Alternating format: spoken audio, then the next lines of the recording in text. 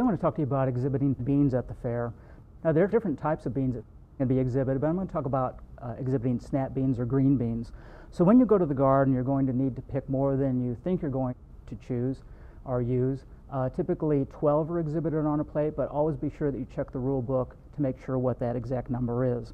What the judge is going to look for when they judge the beans in an exhibit is to see that they are fresh. They're going to look at the color to make sure that it is even on all of the beans. They're going to see that the tip of it is still in place, and they're going to see that the stem end has the stem attached. They will also make sure that the pods inside that bean are not completely filled out. As those beans stay on the plant, those pods will begin to fill out and those seeds will become very firm on the inside. Now sometimes the judge will check for freshness by simply snapping the bean, hence the name snap beans. And so it should give a nice clean snap when they do that. So we're going to look for beans that are very long, slender, and have good color. I've sort of pulled out a number that I thought might work. As I do that, again, I'm looking to make sure the tips are still in place and that the stem end is there. Now that stem end is going to be about 1/4 of an inch. So I'm going to try and choose those that are as long and straight as possible, that have as few blemishes or as few spots on them. Well, that stem looks a little bit long, so I'm going to trim that. Just using some shears or scissors will help you accomplish that.